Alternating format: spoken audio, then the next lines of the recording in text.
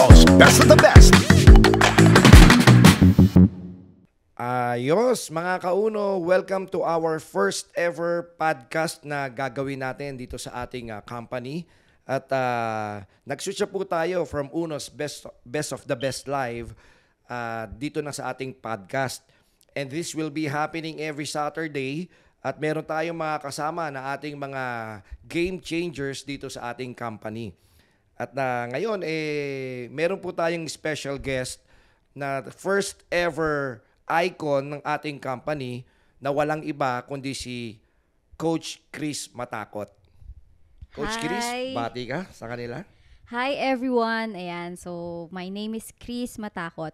Huwag kayong matatakot sa akin ha. Ayan, so gusto ko lang sabihin na Coach Jay, thank you for having me tonight. Ayan, it's such a privilege na maging part nitong podcast na to. Oo nga, this is our first ever podcast na Yes. gagawin para mas maraming mga kauno natin ang maabot at maraming matuto. Yes. But before that, Upline Chris, meron ako mga few questions na gustong matanong sa'yo at para mas makilala ka pa nila ng lubusan, para mas makilala ka pa nila ng mas malalim regarding sa iyong buhay at syempre kung ano na rin yung mga nangyari sa'yo regarding sa ating ginagawang negosyo.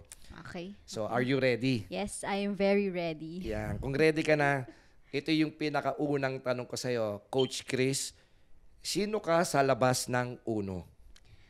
Ang hirap agad ng question ah.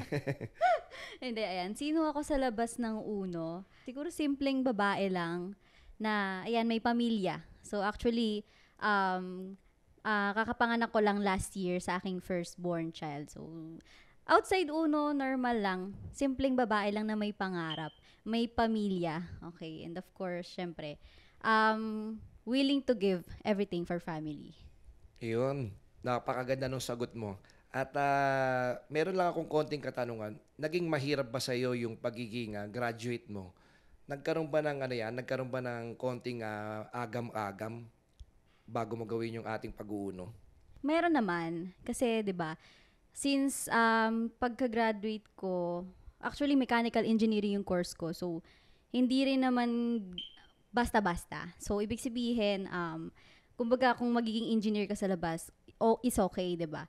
Pero nagkaroon ako ng agam-agam, ano lang siguro, dahil lang sa mga sinasabi ng iba.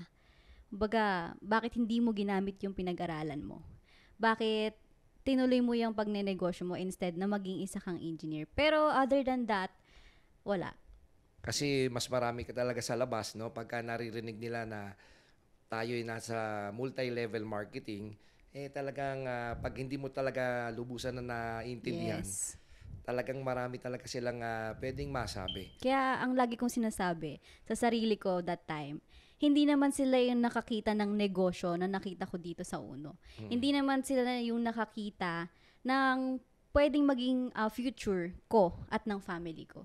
So, at the end, ako pa rin naman ang gagawa at gagawa ng desisyon para sa buhay ko eh. Tama. Ikaw palagi yung final decision diyan. Yes. Kasi buhay natin to. Yes. And buhay mo yan. Yes. And of course, syempre talagang marami talaga silang pwedeng masabi. And nire-respect naman natin every Yes. opinion Yes. na ating naririnig. Ang importante lang, may mga taong katulad natin na nabuksan yung isip, no, when it Yes. comes to multi-level marketing. Ito yung maganda yung next na tanong ko. Ano ang background mo? Bakit ka napunta sa MLM industry? Actually, nasagot mo na to eh. Ikaw ay mechanical engineer. Yes. Ngayon, bakit ka naman napunta sa MLM industry? Ano yung nagtulak sa'yo para gawin ang multi-level marketing? Okay. So, yun nga, nasabi ko nga po na student ako na nag-start dito and then nakagraduate naman ako ng mechanical engineering.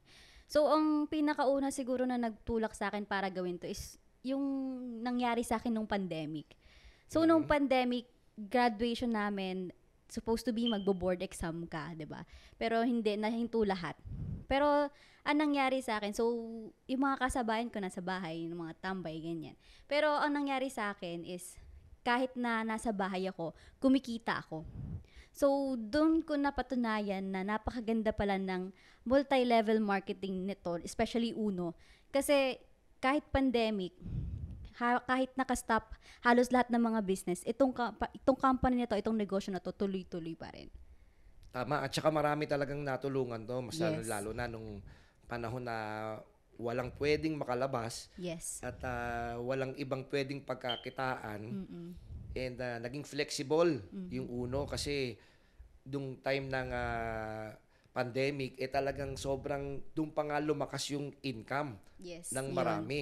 At nakakatuwa kasi grabe yung mga ano nyo, no? Yung mga result na mga Yes. nilabas nyo, no? So actually nga Coach Jed, talagang nag-decide na rin ako na ituloy tong business na to kasi nga kahit kaka-graduate ko pa lang, kumikita na ako ng parang isang mechanical engineer. So that time naka-reach ako ng first ever na 6-digit na savings ko sa bangko, and then nakakapagpaikot na rin akong 50 to 100k na product selling dito sa business natin. So that time parang sabi ko, nandito na ako, bakit ko pa ihihinto? Ano ba yung talaga nagtulak sa'yo? Bakit mo talaga, ano yung pinaguhugutan ng isang Coach Chris Matakot? Bakit niya ginawa yung multi-level marketing? Siyempre, family. Ayan. So, hindi ako lumaki sa isang mayamang pamilya. And of course, parang ako na rin kasing breadwinner sa family namin. Since yung tatay ko, 6 years old pa lang ako, namatay na siya. So, that time, kahit ganun kamurang edad pa lang, namulat na ako na hindi ako pwedeng basta-basta lang ganyan. Hindi pwedeng yung kita ko is yung sapat lang. So, dapat talaga masustain ko yung future para sa family ko. So, yun po. Nung pinasok mo na to, syempre yung pagiging mechanical engineer, tapos pinasok mo na yung multi-level marketing, lahat ng tao na pumasok nito may kanya-kanyang struggles. Ano yung mga naging struggles mo? Number 1 is yung pagiging mahiyain ko. So, hindi ko alam kung mapapansin din ng karamihan, pero yun talaga. Ang number 1 na kahinaan ko is yung pagiging mahiyain ko. So, dito kasi sa negosyo natin, di ba, di pwedeng mahiyain ka, ganyan. Di pwedeng di ka marunong kumausap ng tao. Di pwedeng di ka magaling magsalita. So, yun yung number 1 naging struggle ko. Pero, along the way naman, nade-develop ko siya. Of course, sa tulong ng mga mentors, yan, ng mga uplines and crossline. Kahit papano is, na solusyonan ko naman yung ganong struggle. Bukod dun sa mga struggles na yun, personally, ano pa yung personal na kwento ng isang Coach Chris Matakot? Nung nag-aaral ako, ayan, syempre, dito sa company natin may mga mga hanggang gabi na training, awarding, ganyan. So, that time, hindi ka pwedeng basta-basta ginagabi 'di ba? Pag estudyante ka. So, yun yung isa sa naging struggle ko.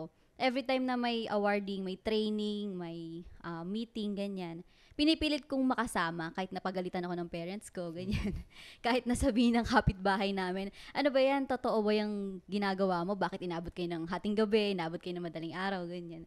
So, isa yun sa naging struggle ko that time. Ang hirap kapag estudyante ka, limited yung yung galaw mo, 'di ba? So, hindi ka pwedeng masyadong talaga push sa negosyo. Then, nung pandemic naman, yun nga, dahil sa pandemic, naging limited din kasi hindi ka basta-basta makakalabas, di ba? So, kailangan may mga permit ka pa nun. So, naalala ko nga nun, one time, nagpadala kami sa LBC ng mga orders ng products natin. Ang nangyari is, may marshal na huhulihin kami. So, parang akala nila, naggagala lang kami, nung husband ko ngayon, naggagala lang kami, or parang lumalabas lang kami for nothing. Hindi nila alam na essential naman yung pinapadala namin, which is vitamins. Na so, yun, nagulat lang ako na siya, akala ko makukulong na ako. Mahirap yung yung pakiramdam na yun, Yes. nung time na yun. Shock talaga ako nun. Bukod dun sa inyo, how was your yung relationship sa iyong husband nung time na ginagawa nyo na yung during pandemic kasi bihira lumabas, ano yung naging relasyon ninyo nung time na ginagawa nyo na parehas to? Well, ako thankful naman din po ako sa husband ko kasi pareho kaming business-minded. So, pareho din kami ng course, pareho kaming estudyante na nag-start dito, and pareho kaming nag-decide na mag-push through dito sa multi-level marketing na to. And thankful ako sa kanya dahil doon. Kasi kung wala naman siya by my side, dito sa Uno, sa company natin, hindi ko rin magagawa lahat ng to. Oo, kasi marami sa ating mga kauno, alam mo naman 'yan Yes. na yung struggle nila minsan may mga tao talagang hindi talaga naniniwala sa kanila. Ang mahirap doon, kung sino pa Asawa mo yung pa. asawa mo, 'di ba? Kung sino pa yung pinakamalalapit sa Malapit. iyo, yung pa yung hindi makaintindi Yes. ng ginagawa natin. Buti na lang Yes, supportive buti siya, na no? lang. Buti na lang. Sa pagiging part ng multi-level marketing, marami tayong criticism na natatanggap. Paano mo ito na-handle? Paano mo siya dinadala? Yung mga criticism na to. Hirap yan ah. Do you take Hindi. it personally ba? Ano bang ano yan? Hindi naman. Ano lang, dinededma ko lang sila. Kasi ano pa ang pake nila? Joke lang. Hindi. Pero dinededma ko na lang. And ginagawa kong motivation kasi yung mga ganong criticism eh. Sinasabi nila, wala ka namang mapapala dyan. E di patunayan ko, ito ako ngayon. 'Di ba kumikita ng 6 digit a month, 6 to 7 digit a month. Tapos nakakapag-travel with my family, 'di ba? And then nagkakaroon pa ako ng time freedom. So, ginagawa ko siyang motivation para mas galingan ko pa dito sa ginagawa nating negosyo. And mostly, yung mga criticisms yan nanggagaling sa mga tao sa paligid natin. Minsan kamag-anak, ganyan. Kamag-anak, kaklase, Yes, oo. kaibigan. Sila ba sumama sa'yo? Hindi. Hindi sila sumama sa'yo. Hindi. So, ibig sabihin, paano mo hinandle yan, yung mga kaibigan mo? Ang tao Okay. kasi, may maganda kang gawin, may masasabi. Yes. May hindi ka magandang gawin, marami lalong masasabi. Paano mo hinahandle yan? Pagkasama ko sila, kaibigan ko sila. Pero kung ayaw naman nilang sumama sa negosyo, okay lang. Kasi at the end of the day, syempre, kung gusto naman nilang sumama sa akin, sasama sila, 'di ba? And ako naman, pinapakita ko lang sa kanila yung opportunity na nakita ko. Either they take it or not, nasa sa kanila na yun.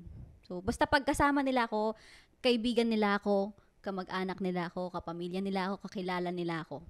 Ganon po ako sa kanila. Pero again, kung ayaw nilang i-take yung opportunity na binibigay ko, okay lang. Hindi naman po ako yung nawalan. Tama. So, hindi ka nagbago sa kanila, in Hindi short. po, hindi. Siyempre, may kanya-kanya tayong mga buhay na Yes. tinataguyod. Sabi nga sa akin ng isa sa mga mentors ko, ba't mo papansinin, no? Yung mga taong may sinasabi sa'yo Yes. sa ginagawa natin.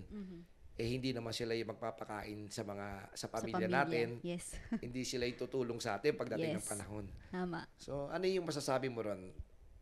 Tama ba yon or meron ka pang ibang take dyan? First, para sa akin, tama naman yun. Kasi tama kasi yung mga tao na nasa paligid mo, yun nga, pag nagka-problema ka, pwede ka naman nilang tulungan, pero ikaw pa rin ang mag-handle ng problema mo. 'Di ba? So, dapat, ngayon, kung ginagawa natin yung business na to, focus ka lang sa ginagawa mo. Wag mo silang pansinin. Kasi, again, ikaw ang magdadala sa pamilya mo, hindi naman sila. Tama. Yes. Yung Yes. rejection ba na tinatanggap mo, paano mo siya hinarap ulit? Rejection through, Sa multi-level marketing or sa mga tao na nasa paligid mo, paano mo siya right now na may result na. may Paano? result ka na? O Paano kasi ko ang sila- tao, wala ka resulta, may masasabi sa'yo O ngayon may resulta ka na. May masasabi pa rin sa'yo yan. Yes. O paano mo hinaharap yung mga ganon? Ako wala, inaano ko lang sila, nginitian ko lang. Hindi, pero seryoso, nag-go with the flow lang ako. Kung ano man yung sabihin nila, okay, ganyan. Pero hindi ko hinahayaang maapektuhan yung mindset ko, yung puso ko dito sa negosyo natin. Kung ano pa rin yung alam ko, kung ano yung nakikita ko, kung ano yung ginagawa ko, yun yung pinapanindigan ko.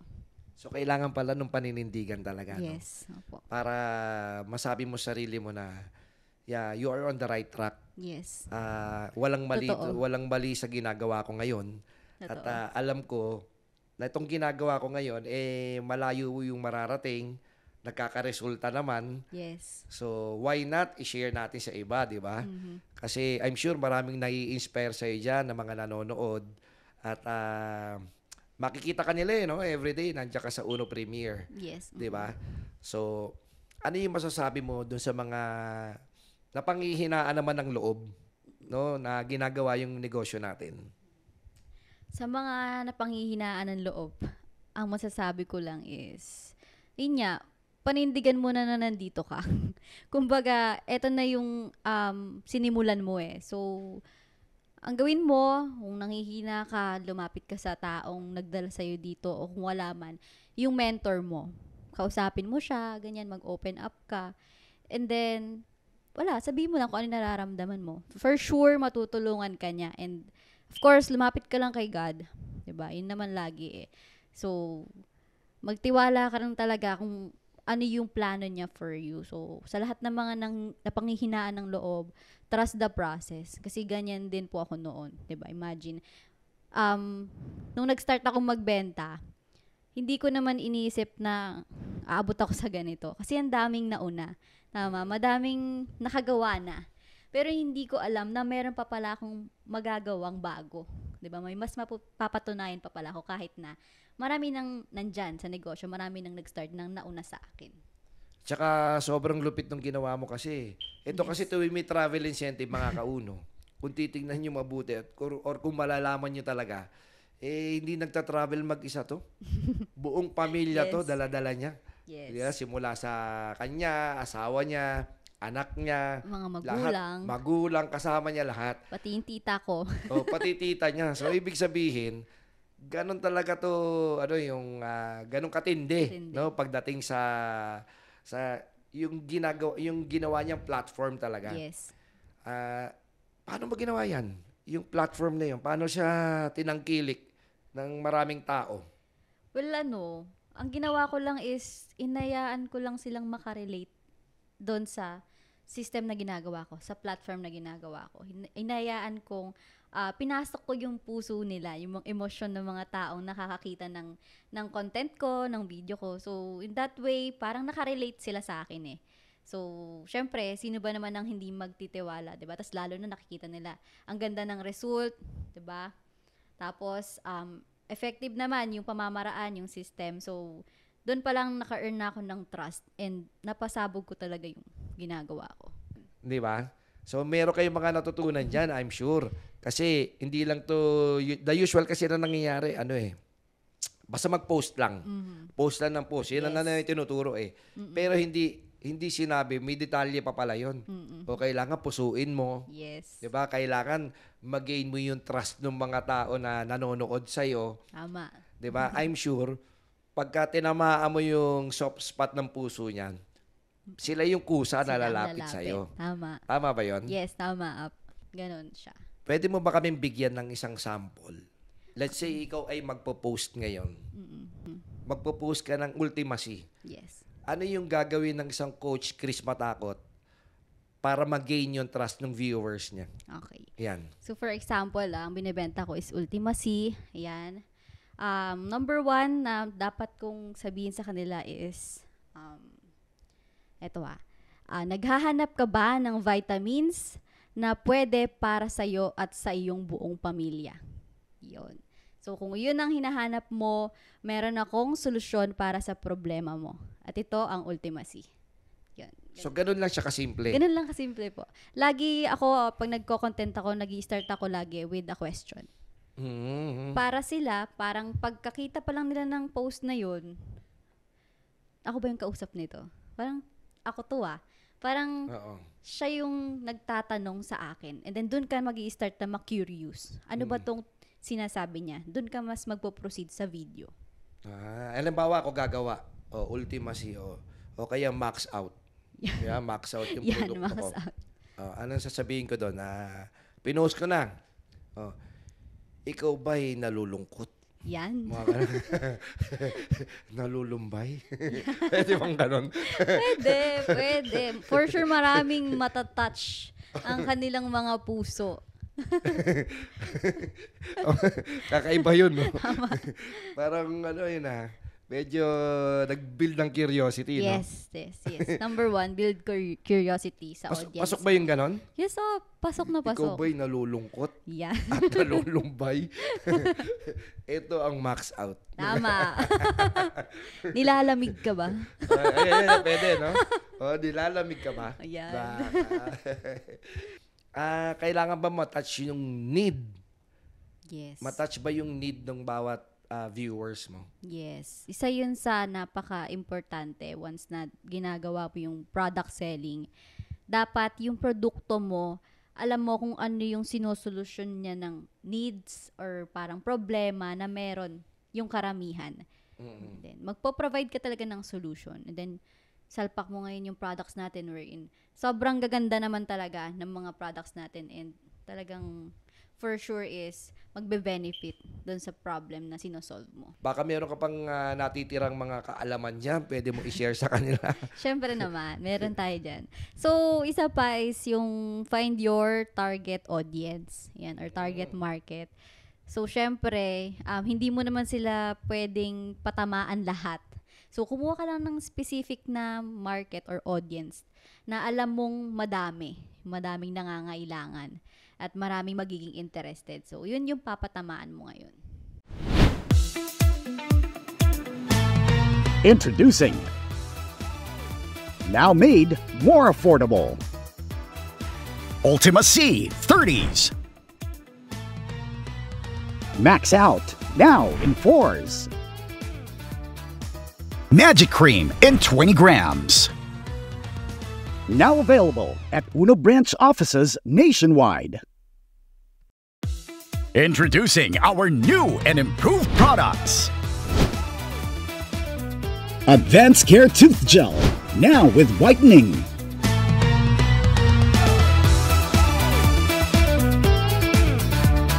Natura White Glutathione Lotion, now with SPF 20.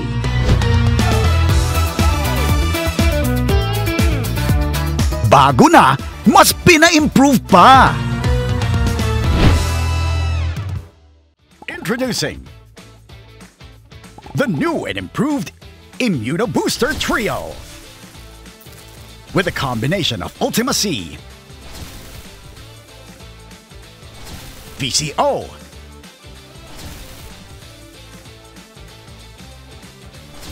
and now more powerful with grapeseed. Shield your health with Immuno Booster Trio. Ayos, at nandito tayo muli kasama ang ating special guest, si Coach Chris Matakot. At I am requesting everybody na if you have questions na gusto nyong itanong sa ating guest speaker or yung mga tanong na pwede ninyong gusto nyong maliwanagan regarding sa ating kumpanya, regarding sa multi-level marketing, you can comment down your questions para naman masagot natin yan sa next episode natin kasama naman yung second guest speaker natin. At I'm sure na marami kayong matututunan dito. I'm sure na at marami kayong mapupulot na aral pagdating sa ganitong klaseng kwentuhan. Upline Chris Matakot. Yes. Yan, welcome back ha. Yes, I'm back. Ito. Medyo maglo-loosen up tayo ngayon. Okay. Actually, yung mga questions na to, naririnig na rin nila no, sa labas. At gusto pa nating malaman at mas maintindihan yung the other side ng Coach Chris Matakot. So this is Fast Talk segment natin. Okay? For 1 minute. Okay? So kung ano lang naman yung pwede mong isagot, diretsahan lang tayo. So Pwede diretsahan, mag-pass. paligoy-ligoy. Diretsahan. Diretsahan. Okay, start na tayo. Okay. Candy or chocolate? Chocolate. Halik or yakap? Yakap. Super early or super late? Super early. Sweet or salty? Sweet. No internet or no husband for a day? No husband for a day. Joke lang. No internet. Okay. Kung magiging hayop ka, ano ka? Ibon. Family bonding or travel incentives? Asian cruise. Sunny or rainy? Sunny. Family or friends? Family. Kittens or bunnies? Bunnies. Mountains or oceans? Oceans. Love or career? Both? Uno or ibang career? Uno. Yun. Napakaganda ng ating kwentuhan doon, talagang diretso, Yes. At nalaman ko na mas gusto mo pala yung Hindi, joke lang. yung Asian cruise. Yes, Asian cruise. Oo. Eto mga kauno, medyo naging hot topic to, no? Nung mga nakaraang panahon. Okay, masabi natin nakaraang panahon to sa totoo lang naman, may mga kanya-kanya tayong opinion pagdating sa bagay na to. Ngayon, tanungin natin sa ating special guest ngayon kung ano yung take mo. Okay, upline, ano yung take mo? Diploma or diskarte? Ay, grabe. Medyo ano yan talagang trending talaga yung ano na yan. O, kasi ikaw graduate ka ngayon Oo. Tapos, Tama. diskarte. So, mas marami silang pwedeng mapulot coming from you. Ako, my take on that is siguro diploma at diskarte. Again, kasi diploma, ayan, ano naman yan ako, may take Ang diploma, kinuha ko yan kasi pangarap yan ng magulang ko. Diba? So, yun yung pangarap nila para sa akin. Again, regarding dito sa ating company, yung diploma na yun is pangarap nila yun para sa akin. Ngayon, ginawa ko tong uno, which is yung diskarte na alam ko, na nakita ko, para ibigay naman yung pangarap ko para sa kanila. Diba? Tama. So, parang, Sige. yun lang yung simpleng ko na dyan. Walang masyadong paligoy-ligoy. Yun lang dahilan kung bakit diploma at diskarte. Somehow ba nakatulong yung diploma? Okay? Regarding sa mga decision makings mo. Of course naman, nakatulong naman. Kasi, syempre, yung diploma, hindi mo naman yan basta-basta makukuha diba? Again, pareho lang naman. Sa pag-aaral at sa pagnanegosyo, may mga struggle. So, para sa akin, yung diploma, tinake ko dun yung mga experiences ko na pag-handle ng emotion, ganyan, and then yung pakikitungo ko sa ibang tao. So, yun yung mga bagay na nakuha ko sa pinag-aralan ko. Hindi sinasabi ng mga technical skills Pero yung mga ganong life lessons, nakuha ko yun dahil nga nag-aral ako. Diba? And wherein, na-apply ko naman siya dito sa negosyo natin. Alam mo, Coach Chris, marami tayong mga nanonood ngayon. Marami yung pinagdadaanan usually. Maraming pinagdadaanan yan. Naniniwala ka ba na lahat ng bagay binibigyan ng oras talaga or pinaghihirapan? Yes naman. Kahit saan ka naman industry mapunta, kailangan mo talagang paghirapan lahat. Diba? Then, aaralin at aaralin mo. Hindi naman tayo pupunta sa isang industry na alam na natin lahat. So, napaka-importante na kaya nating matuto or marunong tayong tumanggap ng learnings din from others. Naniniwala ka ba na sa ganitong klaseng negosyo kailangan mo maging matalino? Hindi naman. Hindi. Well, dito kasi parang, ayun nga, more on pakikipagkapwa-tao. Parang ganun. Ayun na yung nakikita ko dito Kung papaano mo, gaano katindi yung eagerness mo na i-share tong business na to, yun ang kailangan mo dito. Hindi mo kailangan na sobrang talino mo, ganyan, graduate ka ng kung ano man. Yun lang, kailangan puso para sa negosyo na to. Kailangan ba nila, do we need to be, wag na nga English, pangit English. Kailangan ba nating maging matatag? Do we need to be, ang tawag yan? Stay strong? Kailangan ba natin maging ganon? Oo. Oo naman. Matibay ang loob? Matibay ang loob. Yung word na tuloy-tuloy lang, actually talagang, ang laki ng impact sa akin. Kasi imagine mo pumasok ako dito nang hindi naman ganun kalaki yung yung naging income ko nung nag-start ako. Syempre, estudyante. Limited yung oras mo, di ba? Yung connections mo, limited din. Imagine mo 2 years ako na hindi ganun kalaki yung kinikita. Umabot yata ng mga 3 years din. So, pero, ginawa ko is, tinuloy-tuloy ko lang talaga. As in, naniwala lang ako sa negosyo, naniwala ako sa sistema, at naniwala ako sa taong nagdala sa akin dito. Sinong mag-aakala, 'di ba? Na dahil nagtuloy-tuloy ako, nandito ako ngayon. At yung resulta, na akala ko wala na, hindi para sa akin, is nakukuha ko siya. So again, napaka-importante na tuloy-tuloy ka lang talaga. Tsaka naging top icon ka. Yes. At ikaw yung kauna-unahang naging top icon. Tama? Ano yung mga pwede mong masabi? Mas lalong-lalo na dyan sa ating mga tagapanood, taga-subaybay, at susubaybay pa dito sa ating Uno's Best of the Best Live podcast. Ayan, ang masasabi ko lang, tuloy-tuloy ka lang. Joke lang. Ang masasabi ko lang, mag-hold on ka lang sa pangarap mo and sa biggest why mo kung bakit nandito ka ngayon sa company natin at bakit ginagawa mo itong multi-level marketing. So, again, mahihirapan ka, may magkikriticize sa'yo, pero lagi mong tatandaan na may plano si Lord sa'yo kung bakit ka nandito.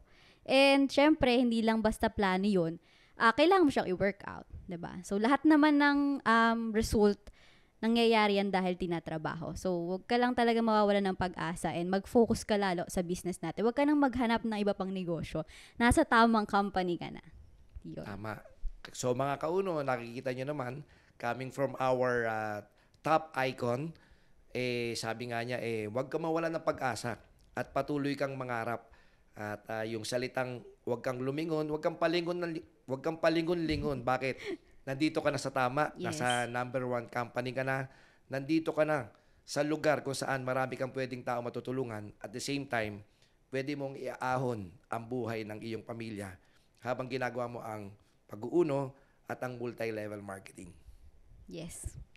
Yung mga yung mga customers mo na lumalapit sa iyo, all walks of life 'yan. Ganyan. Yes, oo. Bata man o matanda. Lahat, halos lahat. May namimili sa akin 60 years old. Yan. Imagine mo yun, 60 years old, marunong mag-TikTok shop. Oo. Diba? So, yun.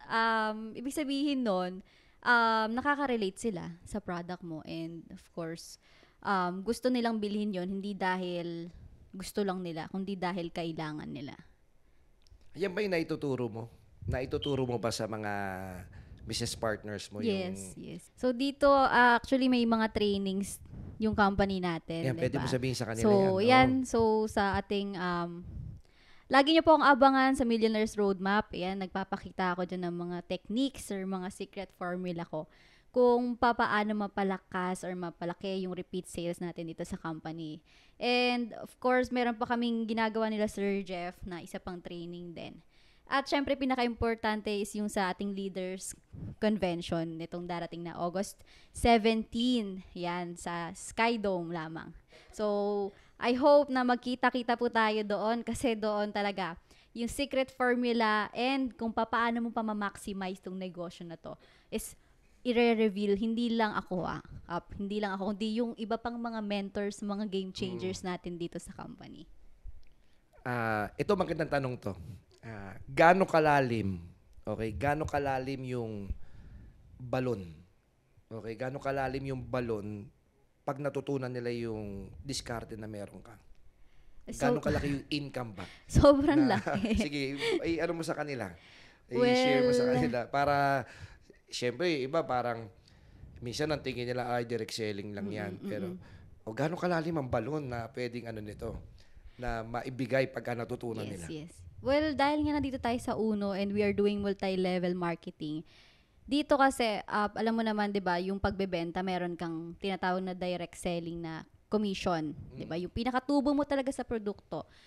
Sa labas yon kapag ginagawa mo yung normal na pagbebenta. Pero dito sa company natin, bukod dun sa direct selling commission, meron pa tayong tinatawag na unilevel income.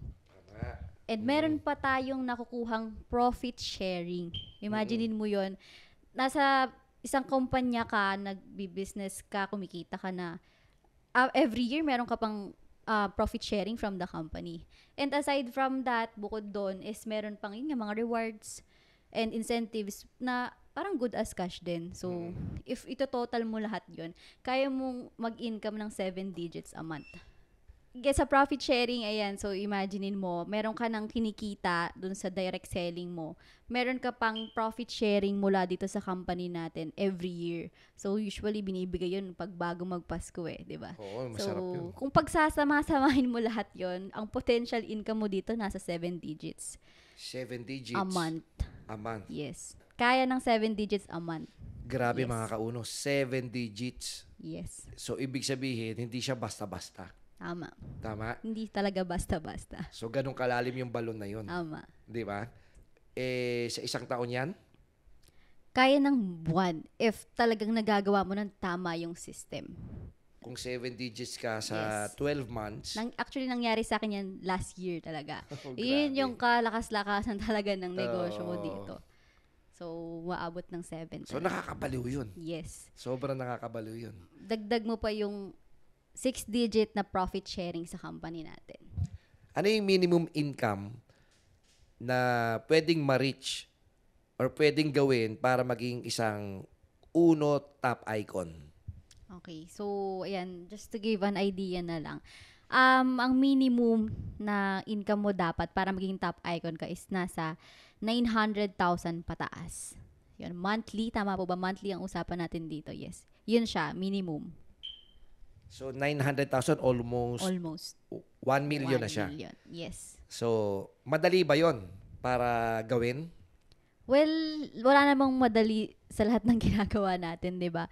Kasi bago ko naman na-reach yun, ilang years kong pinag-aralan, yung direct selling, ilang gabi akong puyat, ilang beses akong nababasa ng ulan dahil nagpapadala kami ng orders namin. Ayan.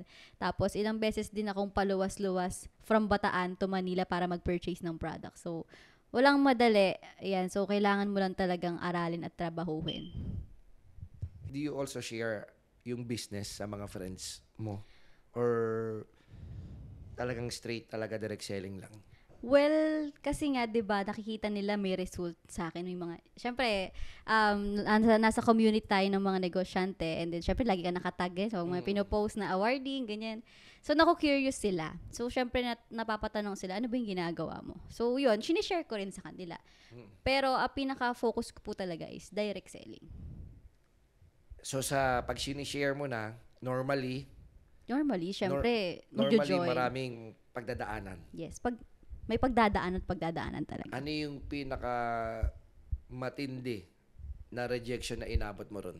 Well, ngayon na may result na, medyo parang wala na masyadong rejection kasi. Pero dati lang talaga. Yung na-experience ko is parang hindi naman totoo yan. Parang sabi niya, hindi naman totoo yan, ayoko dyan. Magpo-focus na lang ako sa ginagawa ko. Okay naman na ako, may trabaho ako. Ganyan. And kumikita naman na ako ng income ko, buwan-buwan. Kaya nga lang, ang problema sa kanila is nag-work sila 8 to 12 hours a day. Diba? Pero tayo, ang ginagawa natin dito sa business, nasa bahay ka lang, may sarili kang oras, and nakakasama mo yung family mo. Pero yung kinikita mo is higit pa sa kanila, sa kinikita nila. So ibig sabihin tayo, big time tayo. Yes, parang ganun na rin. Diba? So marami kasi hindi naintindihan yung salitang big time. 'Di ba? Yes. Yung big time ibig sabihin mas marami kang oras para sa Tama. sarili mo Tama. kaysa tali yung oras mo sa isang bagay na pag-uwi mo ay talagang halos wala lang natitira Yes. para sa family. Tama. Tama. Yes. So sana naintindihan nila no, big time sila no. Tama. Big time kayo. Walang nagalit sa'yo na kaibigan mo. Parang wala Yung naman. nag-share. Kasi sa totoo lang, pag nag-share po ako ng business, hindi ako yung yung parang namimilit ka, gano'n. Oo. Yung parang sobrang to the point na hindi mo na ginagawa, hindi mo na sinishare hindi mo na ginagawa to para i-share sa kanila yung business or yung parang opportunity. Pero ako naman kasi pag nag-share ako sa kanila, yung totoo lang. Kung ano lang talaga yung result ko, yun ang pinapakita ko sa kanila.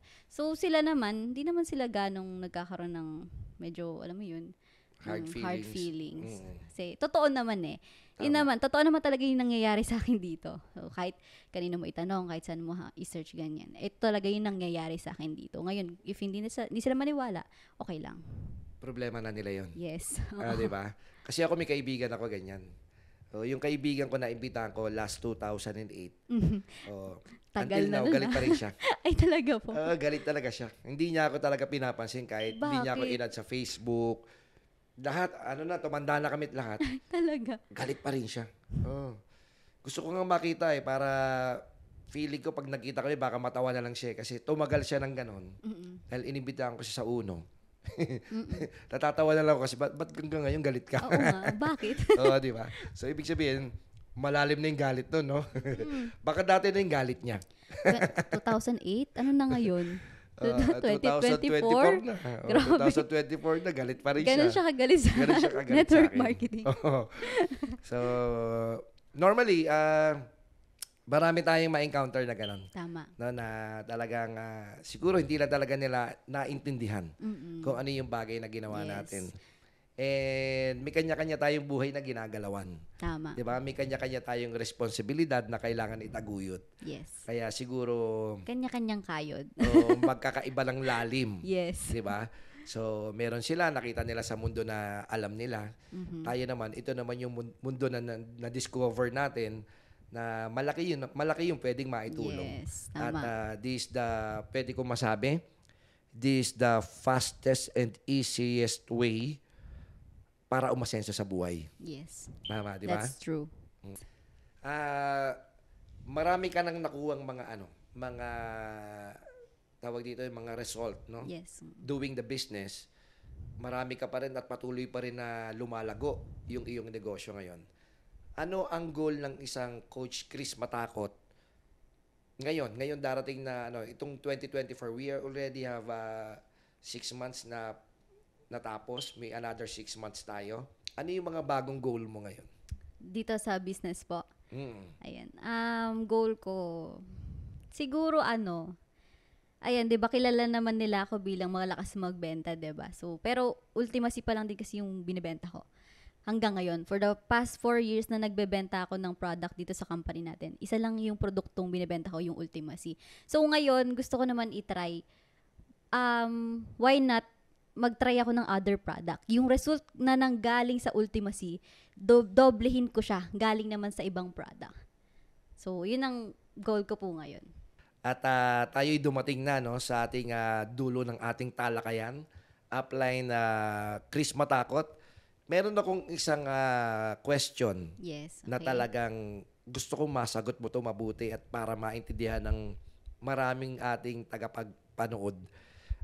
In one word, anong masasabi mo doon sa mga taong hindi naniniwala sa'yo? Ako one word, salamat. Salamat kasi hindi ka naniwala sa akin. Salamat kasi hindi ka naniwala dito sa ginagawa ko. Kasi yun yung nag-push sa akin lalo na mas pag-igihan ko pa, mas galingan ko pa, trabahuhin ko pa tong negosyo ko na to kasi para balikan kita. At sabihin ko sa iyong salamat. Salamat sa ginawa mo na yun. Dahil doon, na-reach ko tong result na hinihintay ko, yung goal ko para sa sarili ko at para sa family ko. Maraming salamat, Coach Chris Matakot. At alam ko sobrang busy ka. At para sa ating mga tagapagpanood, subaybayan niyo po muli ang ating Uno's Best of the Best live in podcast. At ito ay mangyayari every Saturday. At I'm sure marami kayong matututunan at maraming aral na mapupulot. Kaya hanggang sa muli, kasama si Coach Chris Matakot, ito po si Coach Jay Escobar. Ayos!